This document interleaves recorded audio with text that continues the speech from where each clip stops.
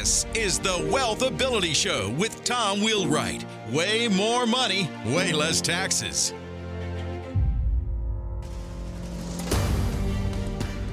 Welcome to the WealthAbility Show, where we're always discovering how to make way more money and pay way less tax.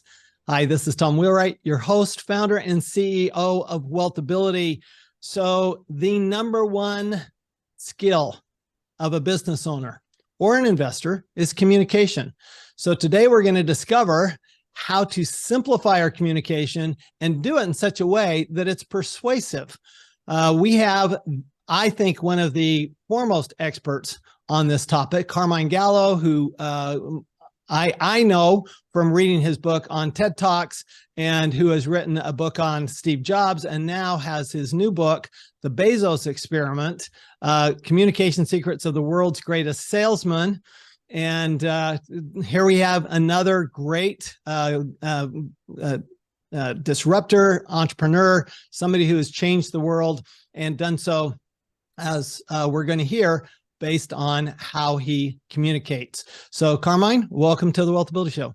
Hey, Tom, great to see you. And congratulations on 3 years of WealthAbility. I listen to the show and I always learn something new. And for proof, when I open my Spotify, have a business, we're trying to grow the business. This is from November, optimizing your online presence. So I love the fact that even on topics that I think I know a lot about, I always learn something new from your podcast. So congratulations. I know that's hard to do. No, thank you. I will tell you that my favorite part of doing this podcast is everything I learn from people like you. So I'm always the student, and I love being a student. So, and always have loved being a student. And so we're gonna learn a lot from you today, Carmine. If you would give us just a little bit of your background so that we know kind of how you got into this field.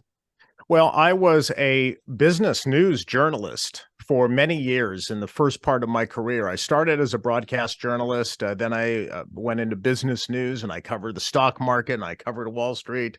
And I realized that, television news was not for me. And I made the transition to writing books and also speaking and coaching CEOs and executives on how to improve their communication skills. So that is the last 15, 20 years of my professional life. I've written 10 books, mostly under the category of leadership and communication. So I'm really passionate about leadership, but through the lens of communication. Got it. So I've always maintained that communication is the number one skill of an entrepreneur. If we can't communicate, then why are we in business in the first place? What's your take? I mean, you're obviously, this is your field.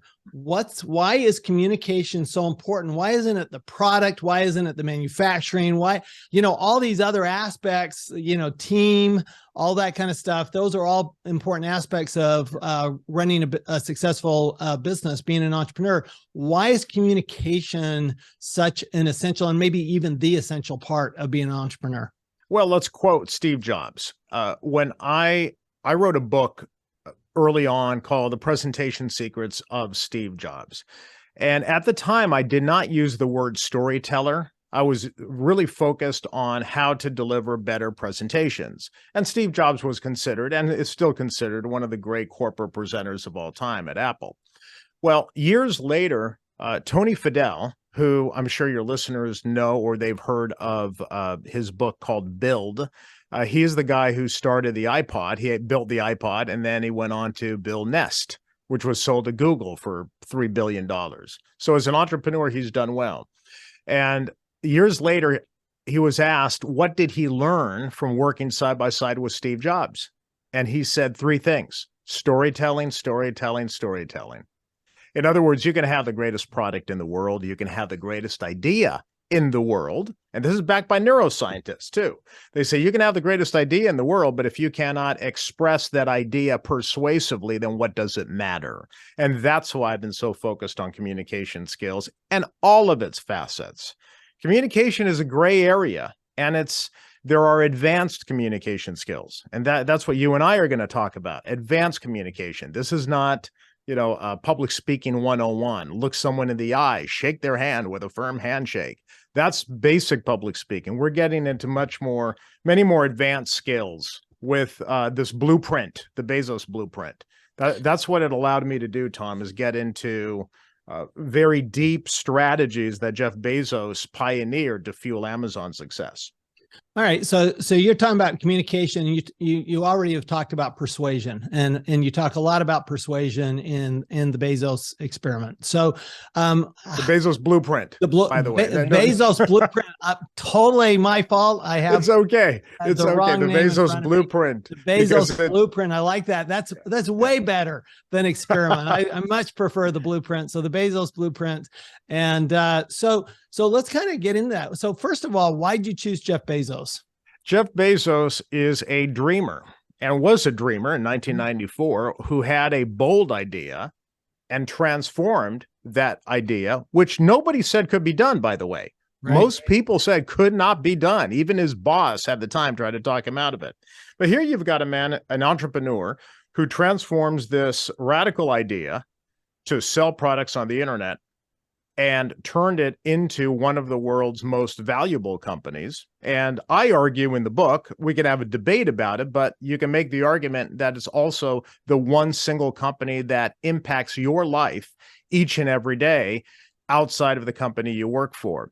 But along the way of building Amazon, he pioneered leadership and communication strategies that are credited for fueling Amazon's growth. That's the story that intrigued me.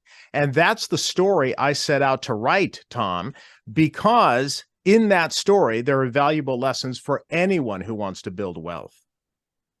So let's talk about that. Let's get right into it. So if you look at maybe the top three things that Jeff Bezos does differently or has done differently from your average entrepreneur or business owner, what would you peg those top three things as? We know storytelling would be one of them. Sure. What are the others? Well, why did you pick 3? Why not 28? Well, there's a good point. That's a communication strategy. Jeff Bezos used it very well, the power of thirds. Okay, so in most of his shareholder letters, and I analyzed all 24 letters, about 50,000 words, there's some very valuable lessons and tactics that he uses. In order to write simply and communicate simply, he breaks things up into thirds. There's three criteria for hiring people, 3 things that Amazon is based on. Everything is kind of based in thirds because I think Bezos, either intuitively or he got better at this over time, he understood that in order to get complex ideas across, you had to communicate them simply. And the rule of thirds is one of the most powerful philosophies in communication theory. We can only carry about 3 or 4 points or key points of information at any one time. So when you give people a list of 32 things to remember, they won't remember a thing. Give them 2 or 3, and it's a lot easier.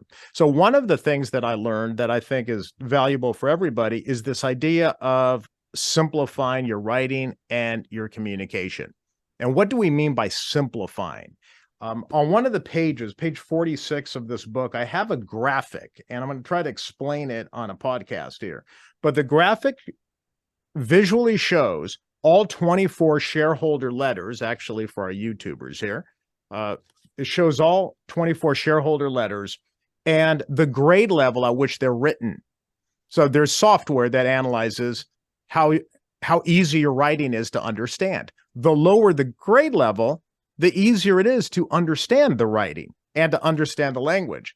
So early on, the first 10 years of shareholder letters, Bezos wrote in 10th grade level and some college level writing. But by 2007, almost all of it was 8th and 9th grade level writing, 8th grade level. So Amazon teaches its executives, even today, to write memos, write documents for an 8th grade level reader. Here's the key. That does not mean you're dumbing down your content. You're outsmarting the competition because you are writing in a way that is very clear, easy to remember, easy for your customers to remember, easy to absorb, takes less time to read, shorter sentences, simpler words. That's a skill. And it is a skill that anyone can sharpen. It does take a little practice because it's almost easier just to talk in big fancy words and ramble on. It's a little harder actually to keep things simple, but it's a very, very valuable skill. And it was certainly a key to Amazon's ability to communicate both internally, align teams internally, and to communicate with customers. So let's, I'd like to talk about this because one of I always tell people my goal is to make taxes fun, easy, and understandable, really simplify things. And that's my goal. Why is simplicity so important to people understanding and believing the message? Because intuitively and instinctively, we gravitate to the simpler words of a language. So let's talk about the English language. I had to do research on this, and I'm kind of a quasi-historian. I'm an armchair historian, so I love the historical research. The English language changed in 1066 during the Norman invasion. And so prior to that, the words of the English language were of Germanic origin, and they were all like 1-2 syllable words, very short words. And then the French introduced the Romance languages, Latin-based words, which were called like fancy words, fancy language. Well, that's what we now call legalese. So why do your eyes glaze over when you read a legal contract? Because those are multisyllabic, convoluted sentences and word structure. But think about if you want to give someone an instruction that's easy to understand, immediately understandable, and easy to grasp, and actionable. So if I were to say, Tom, when you leave the room, turn off the light. Those are all, I think, Tom, turn off the light when you leave the room. Those are all one-syllable words. Those are all Old English words. If I want you to get to the point and understand something quickly, I intuitively go back to the Old English words. I do not overthink it and say, Tom, upon departing the premises, reduce the illumination in the abode. Those are Romance Latin-based words. So when a leader, this is fascinating to me, when leaders want to get a point across and they want it to be memorable, they tend to go back to the short words. I'm sure all of your listeners and you too are familiar with Warren Buffett's amazing adage, right? Be greedy when people are fearful and fearful when people are greedy. Yep. Well, greed and fear are Old English words. Warren Buffett knows not to use the word avarice for greed. Instead, he goes back to the Old English, greed. And it's one of the most common axioms in the stock market, right? In the financial services. Right. So again, it's a very interesting thing when you kind of delve into why are short words more persuasive and more effective than longer words? So how do you actually, this is particularly, I'm in a profession, right? I'm a CPA. So I'm in a profession of pretty much poor communicators across the board. We're not known for our communication skills. We're known for our math skills, not our communication skills. So hey, come on now. No, Tom, don't minimize this. Warren Buffett is known for his analysis and his math skills. But that's my point, is that he's good at it. He's very good. He's very good at the simplicity. And I think that's what I think that's had a big impact. I'm not disagreeing with you in any way. What I'm asking is, how do you learn how to do that? Because for some of us, it's more natural to us. It's more a natural instinct to make things simple. I mean, one of my mentors is Robert Kiyosaki, who wrote the best-selling financial book of all times, Rich Dad, Poor Dad. It's a really simple book. It is so simple. You go, well, duh, right? But that's how simple it is. And yet it still outsells every other financial book on the market. Yep. Okay. So I was on Kiyosaki's podcast a few years ago, and he and I had a conversation about that. So think about this. Again, this is advanced communication skills. That's why we're saying advanced skills. Tom, this is not easy. Okay. It's not meant to be easy. That's why very few people stand out when it comes to communication. We've only mentioned a handful: Jeff Bezos, Warren Buffett, Robert Kiyosaki. And look at how much they stand out. But Kiyosaki was intentional. He was intentional about the topic. He knew that if he were to just write that very same topic in standard financial jargon, that people's eyes would glaze over and nobody would buy it. For sure. So he used, what did he use? Rich Dad, Poor Dad. You know what that is? That's a metaphor. It's a metaphor for a much bigger topic. Metaphor. This is a key ingredient of successful communication. And it's one of the reasons why I wanted to write a book on Jeff Bezos, because he's brilliant at it. Great communicators think in metaphors, trying to find an analogy or something different that reflects a similarity to something familiar. That's technically right what a metaphor is. So go back to the founding of Amazon. Why did Jeff Bezos choose the word Amazon for his startup? Amazon, world's biggest river by volume, world's biggest selection. He was already thinking catchy, easy, metaphorical. He has a very famous saying called day one. Always think about your company in terms of this is the first day. If this was the first day, what would you need to learn? How would you need to satisfy your customer? Always learn, always grow. Most of the themes that I think really gravitated toward employees and aligned teams at Amazon had to do with this metaphorical language. And Warren Buffett is the king of metaphors. How do you look at a stock? You look at a stock for its moat. Is the company surrounded by a moat where it's hard for competitors to get into the industry? I'm sure you've used the word moat, or maybe some of your guests have used the word moat. Where did that come from? That's a metaphor. That came from Warren Buffett, who first said that had to be at least 20 or 30 years ago. He started using the word moat. And now every stock analyst that I've heard uses the word moat. Oh, we like that investment. There's a moat around it. Easy to understand. You can write a whole book on that topic, but Warren Buffett was able to simplify it into one intriguing and understandable metaphor. But yes, it's an advanced skill. Tom, here's the news. This takes work. It takes a little work. Okay. That's why it's easy to be boring. It's easy to be long and convoluted and not understandable. It's right. Easy to create a PowerPoint that's boring. Just put a whole bunch of words on the slide.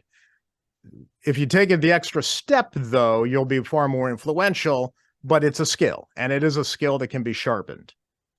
So how do you sharpen that skill? How does an entrepreneur go about saying, okay, well, I don't typically think in terms of metaphors on a daily basis. Sure. This isn't something I'm good at. Mm-hmm. How do you get to that point?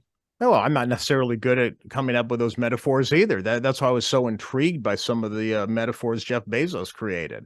Remember two pizza teams. I don't know if you've heard of that term. A lot of entrepreneurs in Silicon Valley, where I live, use that term, two pizza teams. Have you ever heard that? I have not. So two pizza teams was another like Amazon metaphor where they were deciding how big should a team be before it's too big to be working on a feature or a product. And Jeff Bezos said, well, when we started Amazon, we could feed the entire team on 2 large pizzas. Why don't we just call them about 2 pizza teams? And that really caught on. So here in Silicon Valley, when I visit with startups or entrepreneurs, a lot of them will say, oh yeah, we've got a small team. It's kind of like a 2 pizza team. And I'll say, well, that's from Jeff Bezos. Oh, is it? Yeah, no, we call them 2 pizza teams. I'm like, yeah, I know you do, but that's from Jeff Bezos. So I think the answer to your question is you had to just be aware. First, just be aware that there are leaders out there who are exceptional communicators. What are they doing differently? Watch, learn, try to understand how they write. Read Jeff Bezos, read the 1997 shareholder letter, the very first shareholder letter that Jeff Bezos wrote when Amazon was a publicly traded company. To this day, I know of CEOs who say they refer back to that first letter because it really kind of captures what it is to be a startup. How does he write? How does he communicate complex topics? You mentioned my TED book. Well, TED Talks are free on the internet, available at your fingertips. This is the golden age of learning how to be a better Right. communicator. Watch some of the great TED speakers. How do they create a presentation? How do they deliver a presentation that's on a complex topic in 18 minutes?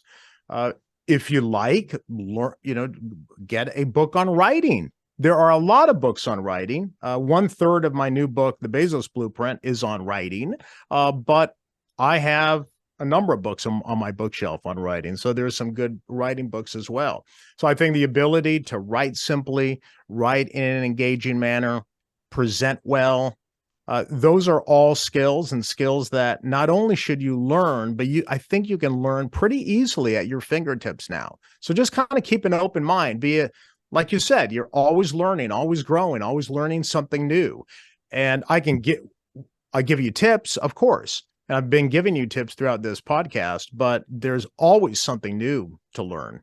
I went back to writing school for this. I've written 10 books, Tom. I went back to writing school. I watched videos. I read at least reread about 5 books on writing, and I contacted prominent experts in the field of grammar and writing so that I could become a better writer. We're always learning. It's a skill you can always learn. Yeah, there's no question. So, but let's talk about just for a minute here. So we've talked about simplicity, right? Using simple words. We've talked about using metaphors. Does Bezos do storytelling the way Steve Jobs did a lot of storytelling? Does Bezos do that? Oh, Bezos is very interesting when it comes to storytelling. So storytelling is a big topic, and I understand it gets abstract. I don't want people to get bored when they hear about storytelling. We're all storytellers. It's in our DNA, and even Yuval Noah Harari, the great historian, talks about the reason why sapiens took over the world and dominate the world is because we can tell stories to one another. So it is really storytelling that we are wired for. So if you're not doing storytelling, then you're really missing an opportunity. But I understand that storytelling is a big abstract topic. What does it mean? I'll tell you what Jeff Bezos does and a lot of good storytellers do. They divide their idea into 3 acts, just like a good Hollywood movie script. Act 1, Act 2, Act 3. Every Hollywood movie falls into 3 acts, almost every successful one. Act 1 is the setup. That's where you learn about the characters, you learn about their current world and their environment. Act 2 is the conflict. There has to be a hurdle, a challenge to overcome, a villain. And Act 3 is the resolution. So if you look back on YouTube and you'll find some Steve Jobs videos from 2007 when he introduced the iPhone. I know as a fact, because I talked to the people who designed that presentation, I know as a fact that they were looking at the 3-act structure as a model for their presentation. Act 1 is the setup. Here's the status quo. Here's your pain point. Here's the current problem with the smartphones that were available at that time. Act 2 is the conflict. What's the problem? The villain was not one company. It was sort of a category of smartphones. That was like the villain. And they're really frustrating you, aren't they? We have a solution to the frustration. It's called the iPhone. And in Act 3, we're going to solve your problem and everyone's going to live happily ever after and we're going to make a lot of money. So Act 1, Act 2, Act 3. I've noticed that when Jeff Bezos talks about Amazon publicly and and how it started, he fits it into a perfect 3-act structure. So it gets really fascinating. Very, very interesting. Very interesting. So one last topic, I just for a few minutes, if we can, I'd like to explore is how, every entrepreneur becomes an entrepreneur because they have a problem that they've solved or a problem they believe they can solve. And a lot of times they're tremendous. They're huge problems. They're very good at solving the problem, but they're not good at communicating the problem and making it believable that they can actually solve the problem. And let me give you a perfect example. When we started out, my company started out 30 years ago.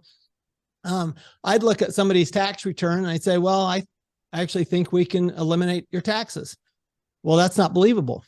So we actually backed off to the Geico. So go back to Warren Buffett. We went back to the Geico and we said, well, we think we can reduce your taxes by 10 to 40%. Now people are going, okay, well, 10% is small enough. I can believe it. 40% is high enough. I care about it. Right. Which is why we went to the 10 to 40%. Now we can do much better than that, but we had to make it believable.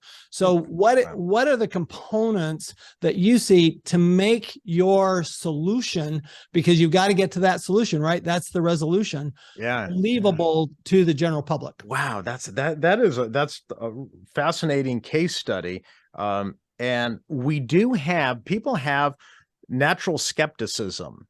And so their red flags go up because we are kind of wired to look for threats. So that whole area is fascinating. It goes into behavioral research, behavioral psychology. So that whole background of you saying you had to go back to that 10 to 40%, which was more persuasive, is very interesting to me. And that's why I think this is why communication is a gray area. Sorry, Tom, I'm going off the radar here, but communication is a gray area. So I would have just assumed that eliminate the taxes. Well, that's pretty powerful. Let me see how you do it, right? No, not necessarily. That was not as persuasive as what you came up with. So it's a gray area. You always have to keep a very open mind as to what's persuasive and what's not. So let me go back to Aristotle. I'll give you one practical tip, and this is really powerful because Aristotle was the father of persuasion. And he was the first person really to come up with this idea that you have to tell a story to be a good speaker. And a good story has a beginning, a middle, and an end. The whole 3-act structure, it all goes back to Aristotle. He was one of the first people to talk about metaphors, 2,400 years ago in ancient Greece. So he was pretty advanced, a philosopher ahead of his time. He said that in order to be persuasive, a speaker has to do 3 things. They have to have ethos, logos, and pathos. And you may have heard of those terms before. Ethos is credibility. So I have to see, that's your resume. Right. That's, the evidence for your argument. The fact that you've been in business 40 years. Okay, check that box. There's a lot of boxes to check under ethos, credibility. Now you've given me some credibility for who you are. I can listen to your argument. The argument has to have logos, which is the data. There has to be data to support your argument. Back in Aristotle's day, it was just making a logical appeal to reason. Now I call it's the data, it's the evidence, the hard evidence. So your logos is 10 to 40%. But Aristotle said you cannot persuade if there isn't pathos. And pathos was connecting to people emotionally through the vehicle of story and other rhetorical devices that you can use to get people to pay attention, to listen, to remember what you said, and to inspire them and take them to that next level. So that whole next level communication, that's the rarefied air that we should strive to get to. But you have to have all 3. You have to have credibility, evidence, and story. That combination is powerful. So it sounds like you folks at WealthAbility, either you stumbled on it or you thought about it instinctively, but you kind of came up with those 3 buckets. Well, in fairness, we did end up with so the best selling of my books is Tax-Free Wealth, and so we did go to the tax-free side of that. Yep. So in the end, in persuading people to pick the book up, we went all the way. But in persuading people to actually use our services, we backed off because we needed to make it believable. Because people go, tax-free wealth, I want that. Okay, right. Well, but in the end, can we get to tax-free wealth? Well, we can, but let's start with 10 to 40%. Hey, so you caught their attention though. You had that's the other part about communication skills. You have to be able to grab someone's attention and filter out the noise. How do you stand out above the noise? Once you grab their attention, then you can make the argument. But grabbing the attention is hard too. Right. Absolutely. So as we wrap up here, Carmine, thanks so much for taking the time with us. What are some of just a couple of final thoughts that you've got for our audience here? Great communicators are built. They're made. They're not born. So let's get away from this idea that I see all the time with CEOs and executives I work with that who say, I am not good at that. I'm not a good writer. I'm not a good speaker. I'm not as good as so-and-so on stage. Well, neither were they. Neither were they. They worked at it. If you saw early videos of Steve Jobs, you'd be shocked at how unprofessional and insecure he looked on stage, an amateur. And then he became one of the world's greatest corporate storytellers of all time. Jeff Bezos improved his writing skills tremendously over time. And he did that intentionally because he understood that writing and communicating were going to be the key to making that seamless experience for not only his customers, but to align his teams. So I know as a fact that it was intentional.